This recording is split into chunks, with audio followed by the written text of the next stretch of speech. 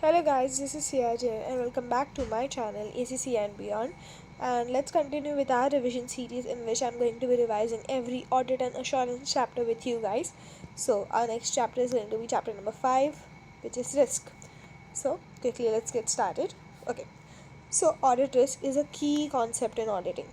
The auditor's objective is to obtain sufficient appropriate evidence to reduce audit risk to an acceptably low level. Audit risk is the risk that the auditor gives an inappropriate opinion when the financial statements are materially misstated.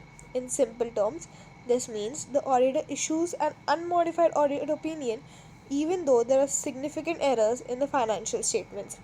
If this happens, it can lead to serious legal consequences. The auditor may face legal action from users, disciplinary actions from professional bodies, and damage to the firm's reputation. To avoid this, the auditors carefully plan and perform the audit to keep audit risk as low as possible. Audit risk has two main components, which is the risk of material misstatement and detection risk. Okay, just a quick tutorial. So, the auditor can only control detection risk. Inherent risk and control risk are determined by the client and cannot be directly changed by the auditor. So, to reduce overall audit risk to an acceptable level, the auditor must focus on reducing the detection risk. This can be done by assigning more experienced staff, performing more audit procedures, and increasing sample sizes. Risk of material misstatement in the risk is that the financial statements are materially misstated before even the audit begins.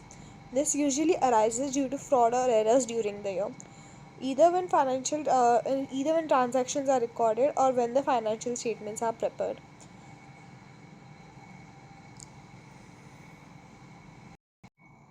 The objective of the auditor, as per ISA 315, is to identify and assess the risk of material misstatement, whether due to fraud or error. This is done at both the financial statement level and at the assertion level, so that appropriate audit procedures can be designed in response. A misstatement is a different. So now, what's a misstatement? A misstatement is a difference between what is reported in the financial statements and what should be reported according to the applicable financial reporting framework. Misstatements can arise from fraud or error.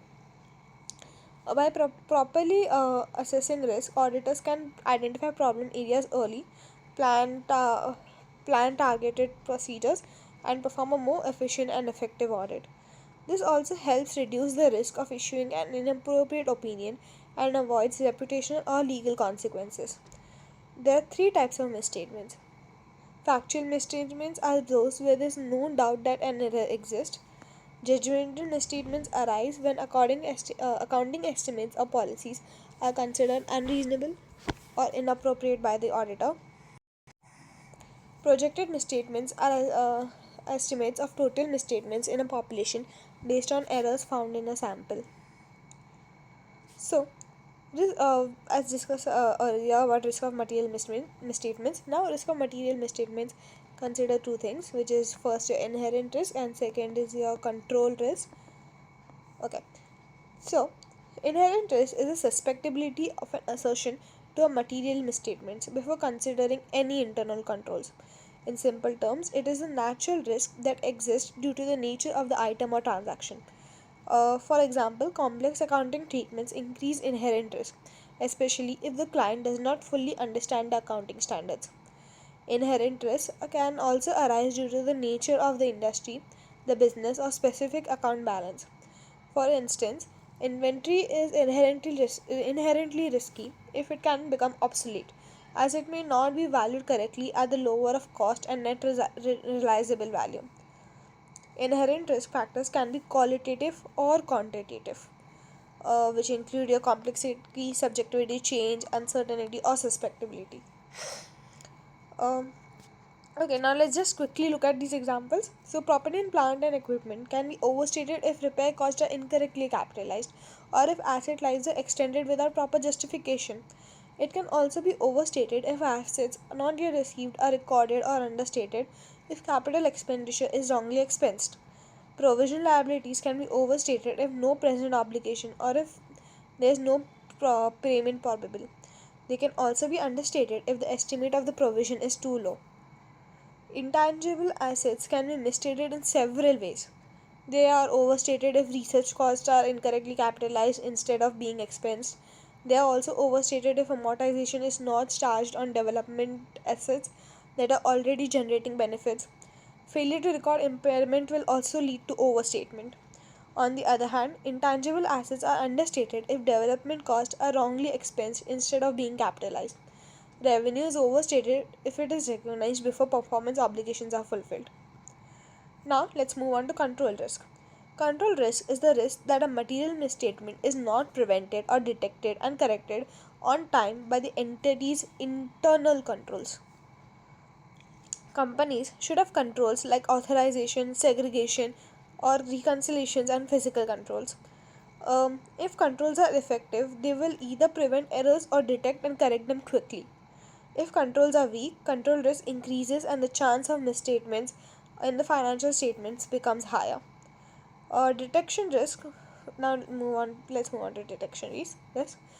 Detection risk is a risk that audit procedures fail to detect a material misstatement that already exists. Now, even detection risk has two components.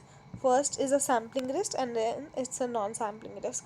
So, sampling risk is the risk that the auditor's conclusion based on a sample is different from what it would be if the entire population was tested. Non sampling risk is the risk that the auditor reaches the wrong conclusion for other reasons, such as using inappropriate procedures or failing to recognize a misstatement. The auditor must adjust the audit approach based on the risk assessment to ensure material misstatements are detected. They can be done in several ways. First, by emphasizing professional skepticism. Second, by assigning more experienced staff to higher risk or complex areas. Third, by changing the direction, supervision, and review of the audit team's work. The auditor may also introduce unpredictability in audit procedures to reduce the risk of manipulation. In addition, the overall audit strategy may be changed.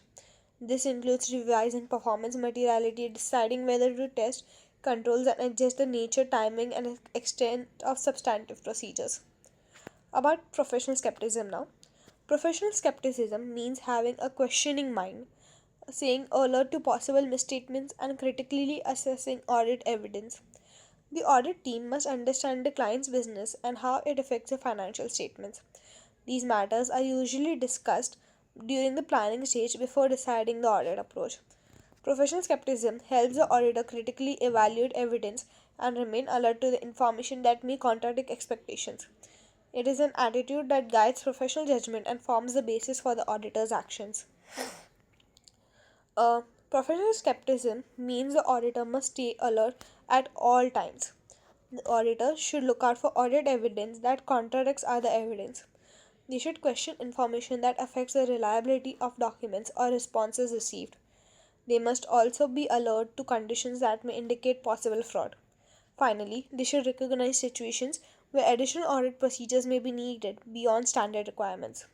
So, I'm not going to review this example, but you can quickly give it a play, simple read. It's not that important, I guess. Yeah. So, let's move on. So, materiality is a key concept in auditing. A misstatement is considered material if it could influence the economic decision of users of the financial statements. This include both errors and omissions, uh, whether individually or in total. Similarly, information is a material. Sorry, one second. Okay.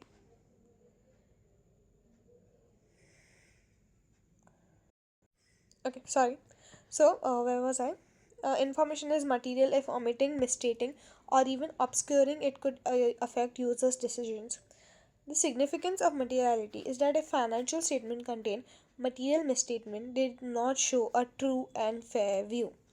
Therefore, the main focus of an audit is to identify and assess risk of material misstatement and decide procedures to detect them. Materiality is determined using professional judgment. The auditor considers whether the misstatement will affect users' decision along with the size and nature of the misstatement. They also consider the needs of users as a group. Overall, materiality is subjective and depends on the specific circumstances of the client. Okay, so materiality can be assessed by size. ISO 330 to 320 suggests using financial benchmarks as a starting point, and this is very important to learn because you will solve many sums based on this materiality percentages. So you need to learn this. Common benchmarks include half to 1% for revenue, 5 to 10% for profit before tax, and 1 to 2% for total assets. Different firms may use different thresholds, but these act as general guidance. In exam, always use the lower end of the range. So if a misstatement exceeds half percent of revenue, 5% of PAT, or 1% of total assets, it should be treated as material. Materiality is not just about size, it can also be based on nature. Some items are material because of what they relate to, not their amount. For example, misstatements affecting compliance with law or regulations are material. Misstatements that reach debt convenience are also material. If correcting a misstatement changes a profit into a loss or turns net assets into net liabilities, it is again material. Transactions involving directors such as salaries or personal use of assets are also material by nature. Finally, certain disclosures like legal claims or going concern issues may be material even without a numerical value. Okay, so I'm again going to skip this illustration. Let's move on. Okay, sorry. Yes. So, in practice, auditors usually cannot design procedures to detect every single material misstatement individually. Instead, misstatements often become material when combined, meaning several small errors together can be significant. To deal with this, ISA 320 introduces the concept of performance materiality. Performance materiality is an amount set lower than overall materiality.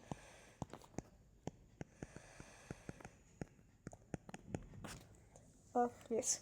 Performance materiality is an amount set lower than overall materiality to reduce the risk that total uncorrected and undetected misstatements exceed overall materiality.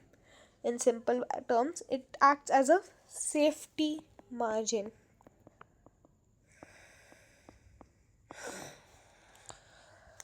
Yes. The auditors use this lower threshold when planning and performing audit procedures. This helps ensure that even small errors are identified so that their combined effect does not become material. So, for this video, I'm just going to stop it over here because I have some work commitments also. So, yeah, I'll make a second part for this video and post it as soon as possible. So, I hope you guys are benefiting from this series of videos, and if you do, please share it with your friends and help them also. And if you could just like and subscribe to the channel, it would help me a lot. So thank you so much for watching.